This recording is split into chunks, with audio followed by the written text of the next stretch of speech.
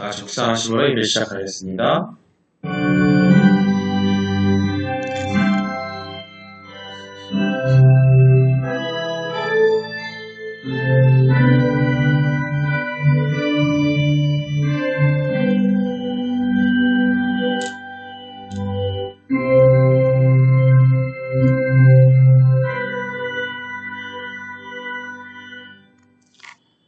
하나님은 영이시니 예배하는 자가 영과 진리로 예배해야 할지니라. 수고하고 무거운 짐진 자들아 다 내게로 오라. 내가 너희를 쉬게 하리라. 거룩하신 하나님 아버지, 오늘도 은혜에 감사합니다. 주일 3일 죄만 겁많은 저희들의 예수님의 십자가와 부활의 은혜에 의지하여 주님의 몸된 교회로 나와왔습니다. 우리의 권하심으로 이 기쁨을 이기지 못하신 하나님의 사랑을 생각할 때 감사와 찬양을 드리지 않을 수 없습니다. 어느 하나 자랑할 것도 없음에도 저희를 택하시고 또 부르셔서 하나님의 자녀가 되게 하시고 예배의 자리를 허락하심은 온 마음으로 감사드립니다.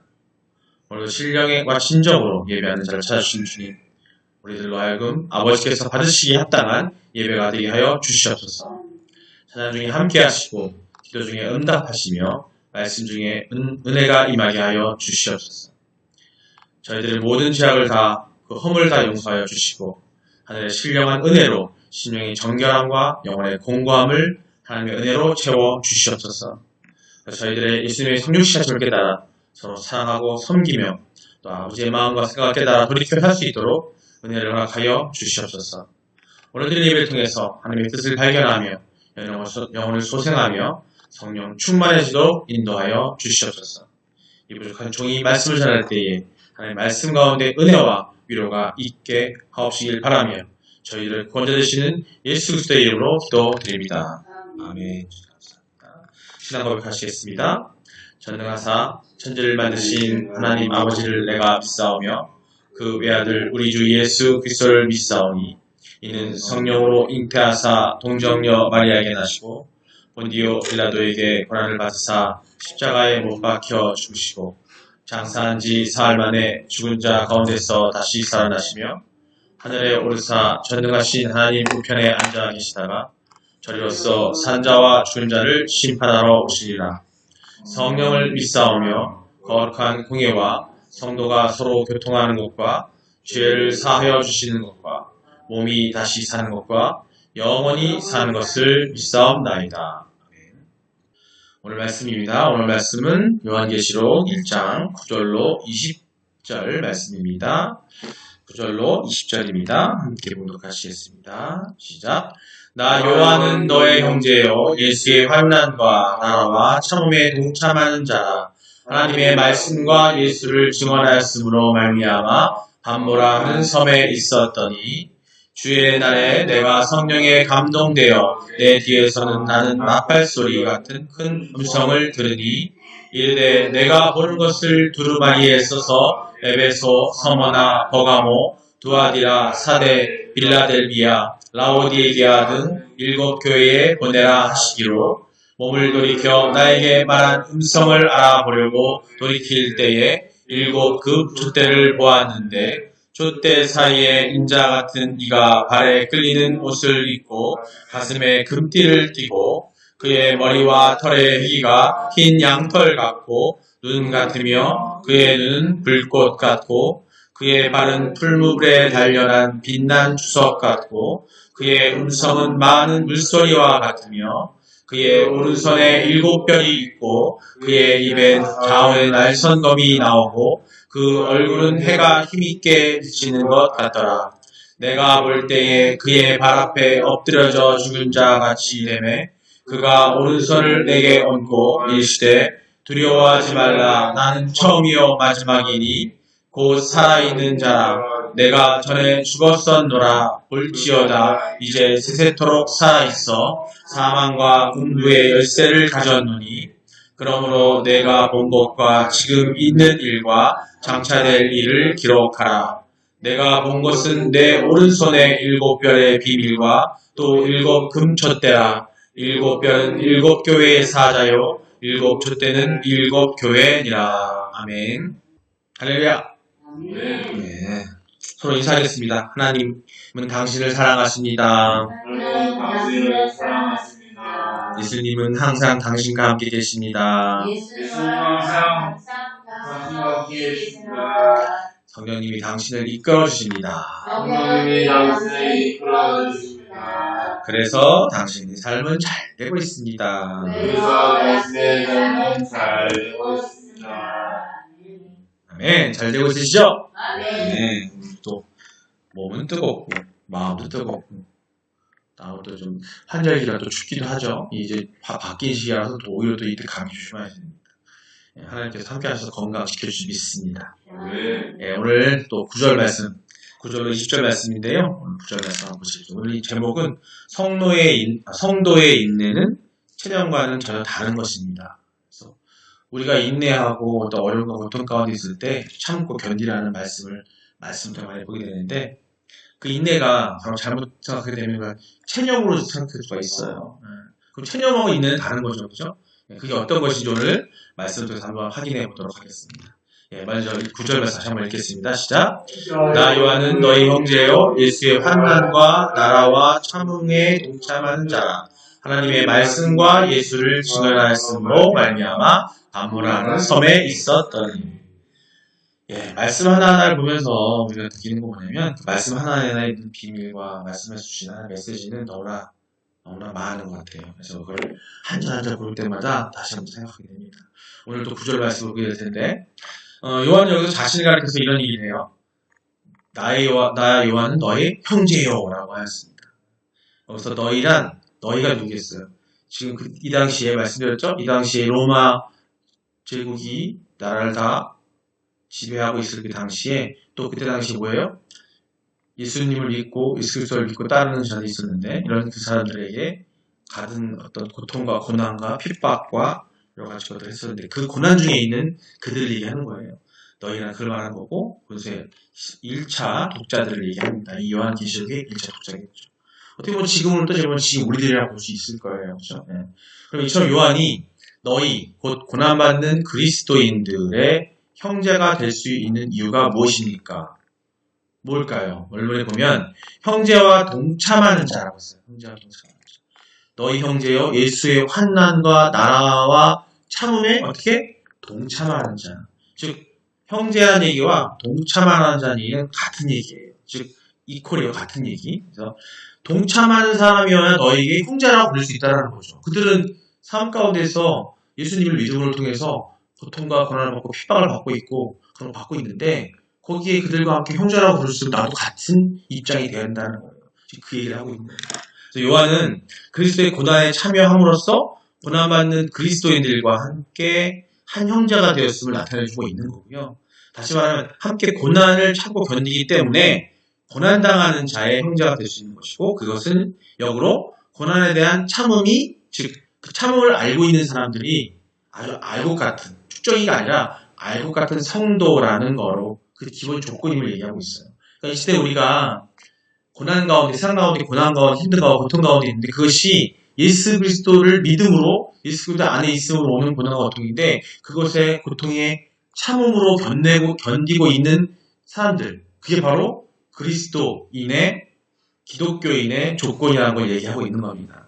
근데 여기서 우리가 주목하지 않으면 안 될 것이 뭐냐면 성경이 말하는 참음이란 세상 사람들에게서 고난을 참는 것과 어떤 그 세상 사람들이 고난을 참는 그런 것과 어떤 차이가 있을까? 그건 과연 무엇일까? 세상 사람들에게 있어서 고난을 참는 것은 뭐냐면 즉 그리스도인이 아닌 세상 사람들이 어떤 거냐면 자신의 힘으로는 도저히 어찌할 수 없는 사람. 내가 하려고 하니까 안 되는 거예요. 그죠? 그런 피동적, 그러니까 남에 의해서, 타에 의해서, 세상에 의해서 수동적으로 기다림을 하는 것을 의미할 때가 많다는 거예요. 그게 세상적인 기준에서의 참음이고 인내인 거죠. 예를 들어 지구의 영에도 별들 날이 있다는 말이 있잖아요. 그죠? 예.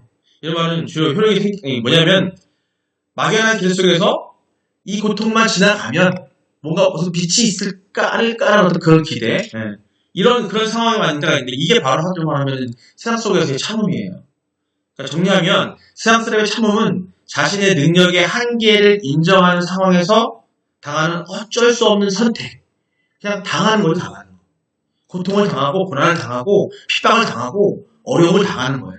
그런 필연적이고 수동적이고 또 오히려 고통에 연속되는 것들, 이게 바로 세상 속에서 세상 사람들이 느끼는, 또 우리 그리스도인 하더라도 자칫 우리가 그렇게 느낄 수 있는 그런 참음을 얘기하는 건데, 이것이 성경이 말하는 참음이며 인내라 볼 수 있을까요? 이 글에 기록한 요한이 이런 심정으로 자신의 참음을 동참한 자로서 소개했을까요? 절대 그렇지 않다는 거죠. 여기서 말하는 참음이 무엇인가, 인내란 무엇인가라고 생각해봐야 합니다. 기독교의 참음은 체념이 아니에요. 아까 말씀드린 것처럼 한계당했어. 내가 원한 게 아니야. 내가 원하지 않는 고통이 왔어. 어떤 어려움이 왔어. 그럼 우리가 어떻게 해요? 견디다 어떻게 해요? 그냥 어쩔 수 없어. 언젠가는 볕이 들겠지. 언젠가는 무슨 빛이 보이겠지 하고 그냥 체념하는 거하고 다르다는 거예요. 근데 그것은 뭐냐면, 체념이라는 거는 여기서 말하는 것처럼 내가 원하는 고통이냐, 내가 의도한 고통이냐, 아니면 누군가에게 그냥 아무것도 안 하고 상태에서 받는 고통이냐, 그 차이라는 거죠. 과연 그 사람은 전자라는 거예요. 그리스도인이 가져야 할 참은 뭐냐면 바로 전자라는 겁니다. 자, 자신의 신앙을, 그러니까 어쩔 수 없이 고통이 지나가면 기다리는 것이 아니라, 요한이나 당시 성도들이 고난을 피할 수 없었을까요, 과연? 피할 수 있었어요. 그냥 안 믿는다고 하면 돼요. 난 예수 그리스도를 몰라요. 난 하나님 몰라요. 하면 피할 수 있는 거잖아요. 그죠? 근데, 다시 말하면 이는 자신의 능력의 한계를 느끼기에 받는 고통과 고난과는 좀 다르다는 겁니다. 오히려 이 고난은 자신들이 선택한 거예요. 자의적이고, 자발적이고, 의도적이고, 내가 스스로 결정을 내린 거라는 거죠. 그렇게 해서 맞이한 그런 고난을 말하고 그런 인내를 얘기하는 겁니다. 고난에 참여하는 것 자체가 적극적이고 능동적인, 내가 의도적인 선택이라는 거예요. 예수 그리스도의 복음과 하나님의 나라를 위해서 적극적이면서도 능동적으로, 수동적이 아니라, 피동적이 아니라 내가 능동적으로, 내가 적극적으로 고난을 감수한 거라는 겁니다.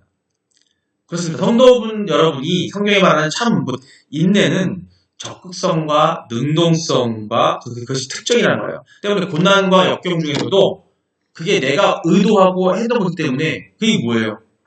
목적이 있는 거예요.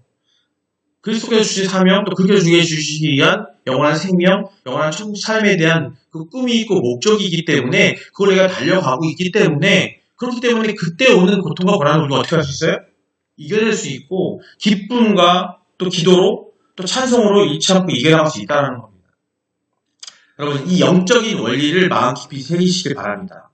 더 나아가선 고난 속에 있을 때 여러분의 태도를 점검하시길 바랍니다.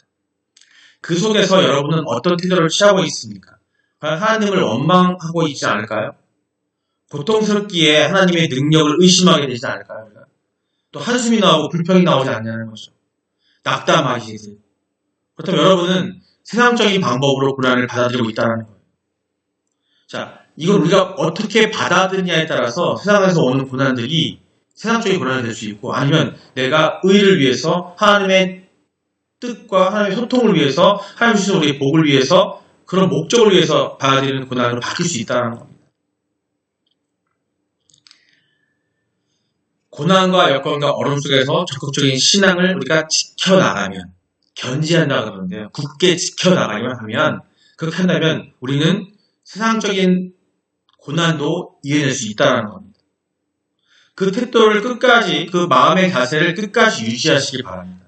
그래서 그 고난에 적극적이고 능동적인 태도로 참여하게 되면 예수님의 어떻게 돼요? 참 제자가 되는 거예요. 예수님의 참 제자가 되면 우리는 어떤 고난, 즉 세상에 고난이 온다 할지라도, 어떤 고난이 내가 닥쳐오지 할지라도 그게 세상 것으로 해서 우리가 체념하는 게 아니라 그 고난을 우리의 목적에 맞게 받아들이는 거예요. 그럼 그걸 이겨낼 수 있다는 겁니다. 우리는 그냥 체념해버릴 때가 많아요. 근데 우리는 적극적으로 그걸 받아들이고 깨나갈 수 있는데, 그게 뭐가 되면 목적이 있어야 돼요. 우리가 꿈이 있어야 돼요. 그게 뭐? 그리스도를 향한 꿈이에요. 하나님을 향한 꿈이라는 거죠. 그 목적을 갖고 계신다면 세상에서 주는 어떤 고통, 사단과 사악한 것들이 오히려 고통이 할지라도 우리는 그걸 어떻게 긍정적으로 승화시켜서 목적을 갈 수 있다는 겁니다. 그래서 이겨낼 수 있는 거예요. 그러니까 세상에서 어려움과 고통을 이길 수 있는 바로 비밀이 여기에 있는 겁니다. 우리가 단순히 그걸, 세상에서 오는 고통과 어려움들을 그냥 받아들이고 내가 힘이 안 돼. 당연히 어렵죠. 사단마귀들이 우리가 능력을 쓸 수밖에 없어요. 그들이 주는 그 고통들을 갖다가 내가 그냥 이겨내려고 한다면 결국에는 안 된다는 거죠. 그 생각을 바꿔야 되는 거예요. 그 목적이 무엇인가 생각을 바꿔본다는 거죠. 그런 우리들이 되실 수 있는 축원합니다. 말씀을 몇 가지 읽어보면서 마무리해 나가려고 하는데요. 자, 디모데후서 2장 3절입니다. 함께 읽어보겠습니다. 시작. 너는 그리스도 예수의 좋은 병사로 나와 함께 고난을 받으라. 예, 여기서 너 예수의 좋은 병사로, 개역 한글에서는, 이거 개역 개정인데요. 개역 한글에서는 군사라는 표현을 씁니다.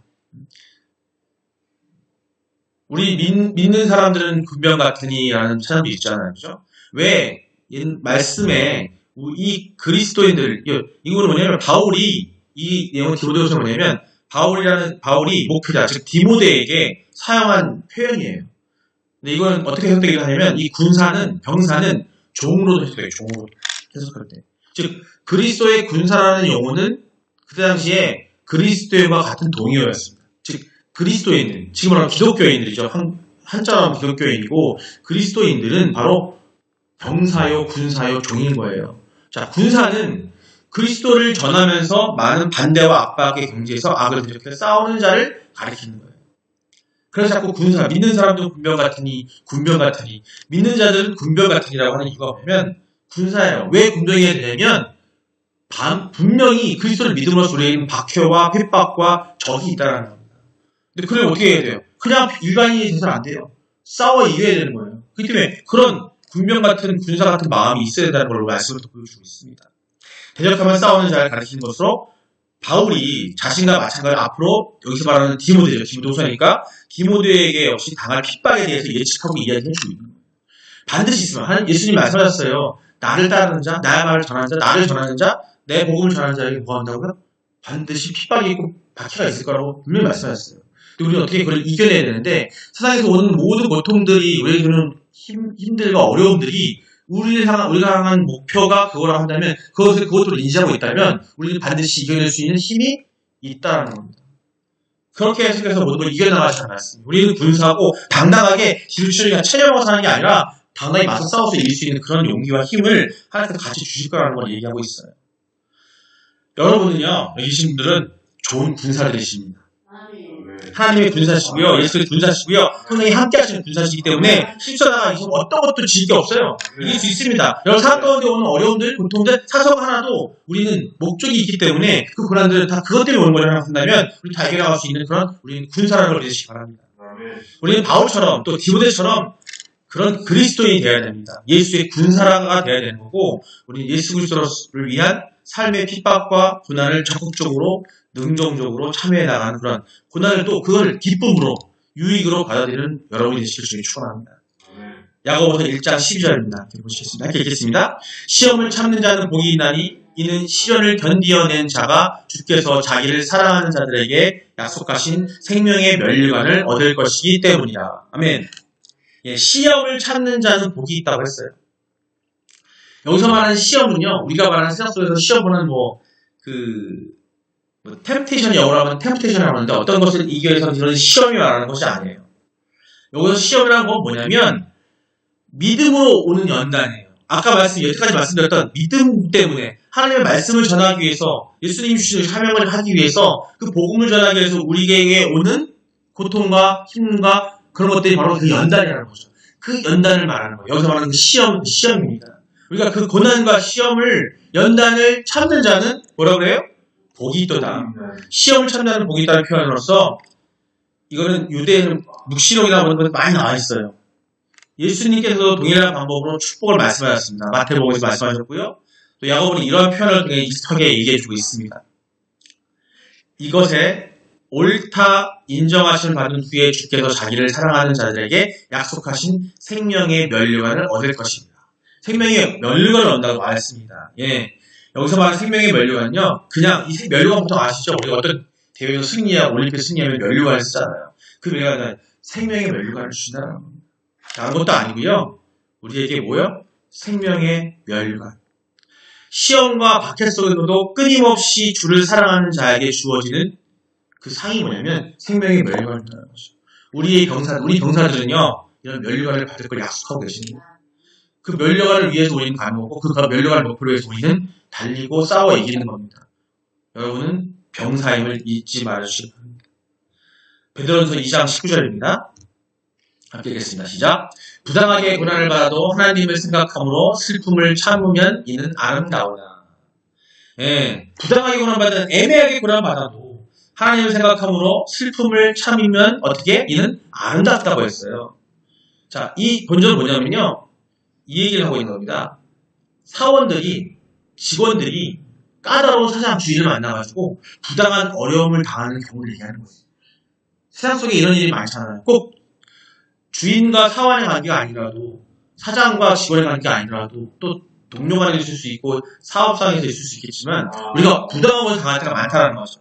하나님을 생각함으로써 인간의 행동에 의무가 맞지 못해서 하는 복종이 아니라 하나님에 대한 인식에 비롯된 것임을 우리가 이해해 주고 있습니다. 직원들은 까다로운 주인에게 부당하게 어려움을 당한다 할지라도 하나님에 대한 생각을 통해서 주인의 부당한 처우에 대해서 어떻게 해야 된다? 인내해야 된다. 지금 아까 말씀드린 거예요. 하나님을 생각한다면 그것이 부당하다 할지라도 세상에 우리가 주는 어떤 고통을 할지라도 그게 부당한 것 같아도 하나님을 생각하고 하나님 나라를 생각한다면 우리가 어떻게 해요? 인내해야 된다는 거죠. 그럼 어떻게 돼요? 그 인내를 하게 되면 하나님으로부터 인정을 받게 되고 그 신중한 마음으로 참으면 그 행동으로 하나님으로부터 인정받고 그 은혜의 증서가 우리에게 남겨지고 그게 바로 생명의 면류관이라는 겁니다. 생각함으로 슬픔을 참으면 이는 어떻게? 아름다움으로 결실낼 거라는 것을 바랍니다. 우리가 생각과 고통 가운데 있을 때에 여러분 오직 하나님을 생각하시고 하나님이 우리에게 주실 약속을 기억하시면서 우리의 주님의 군사로서 여러분이 다시 한번 굳게 서기를 주님으로 축원합니다. 이 시간 다 같이 기도하기를 원합니다. 우리가 고난과 환난이 우리 가운데 오는 모든 것들, 세상의 모든 고난과 힘든 어려운 것들은 우리가 그리스도인이기 때문에, 우리가 기독교인이기 때문에, 우리가 하나님을 따르고 하나님을 믿고 예수 그리스도와 함께하고 성령의 이끄심을 따라가고 있기 때문에 오는 연단이고 시험이기 때문에 그 시험을 이긴다면 우리가 기뻐할 수 있고 힘쓸 수 있다는 걸 그 감사함으로 하나님께 기도하시고 우리가 그걸 이겨나갈 수 있는 힘을 예수의 함께 하심과 하나님의 이끄심으로 우리가 충만함으로 그런 군사가 되게 해달라고 기도하시고 또 이 땅 가운데 내가 여태까지 그렇지 못한 마음으로 살아왔다면 그걸 회개하고 앞으로 그런 병사된 마음으로 군사된 마음으로 그것을 이겨나갈 것을 주님께 기도하는 마음으로 주여 한번 부르고 기도하시겠습니다. 주여! 아버지 사랑하는 하나님 감사합니다. 아버지 안에 살고 있는 내가 아버지를 살고 있는 내가 아버지 믿음의 군사가 아님을 아버지와 평생을 용서하여 주셔서 나의 마음을 인도하고 용서하여 주셔서 나는 아버지 주신 그런 사랑이면 아버지 그 모든 것을 보라니 아버지 나의 사랑의 주님을 깨닫게 해주셔서 감사합니다. 아버지 그 고난과 어려운 그 모든 것들이 아버지 주님의 나라와 하늘을 위해서 주신 하나님을 깨닫게 하시고 아버지 고난이 위기라고 말씀하는 것처럼 아버지 그 일을 생각하게 하시고 기쁨으로 받아 아버지와 찬양하며 찬송하며 아버지께 엎드려 기도할 수 있는 내가 되게 해주시옵소서.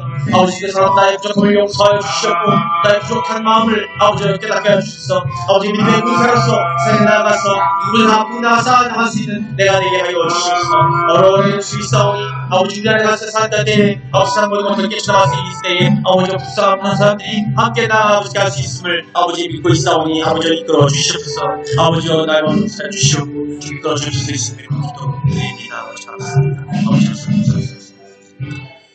사랑에 감사합니다. 아버지 오늘 말씀을 통해서 아버지께 주셨던 것은 우리가 삶 가운데 오는 모든 고통과 어려움과 그런 환난과 그런 모든 것들이 아버지가 그것들이 사소한 것인지 모르겠지만 아버지 주신 연단이고 아버지께서 우리 주신 시험을 깨달으니 너무나 감사합니다. 아버지 그 깨달은 가운데 우리가 나아갈 길을 알게 되었사오니 아버지 어떤 어려움이 있다 할지라도 주님 믿고 따라가는 우리가 되게 하여 주시옵고 아버지 성령 충만함으로 이겨나갈 수 있는 우리가 되게 하여 주시옵소서. 우리 나약합니다. 사소한 하나에 쓰러질 때가 너무나 많습니다. 하지만 우리가 주님의 군병이 되어서 병사가 되어서 그걸 이겨낼 수 있는 단단한 병사로 훈련받게 하여 주시옵소서. 아버지 그 훈련의 방법이 연단임을 깨달았으니 아버지 고난이 유익이라 말씀하셨던 그 이유를 알았습니다. 아버지 그 깨달음을 정말 감사드리고 아버지 지금까지 우리가 살아왔던 그 모든 것들이 아버지 깨닫지 못해서 이리저리 흩어져 왔던 우리의 모습을 아버지 회개하오니 용서하여 주시옵소서. 아버지 올바른 길로 가게 하시고 또 앞으로 행할 때에 우리가 실족할지라도 저런 없이 치지 않게 하셔서 성령이 이끌림으로 나아갈 때에 아버지 하나님께서 원하시는 아버지 주시려는 그 생명의 멸관을 받을 수 있는 우리가 되게 하여 주시옵소서.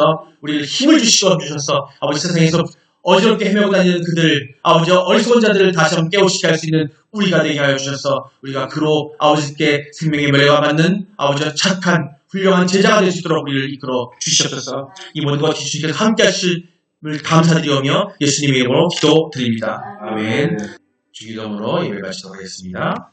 하늘에 계신 우리 아버지여, 이름이 거룩히 여김을 받으시오며 나라의 마옵시며 뜻이 하늘에서 이룬 것 같이 땅에서도 이루어지이다.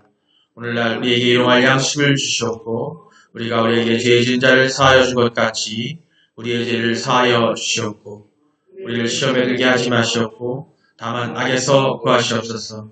나라와 권세와 영광이 아버지께 영원히 있사옵나이다. 아멘.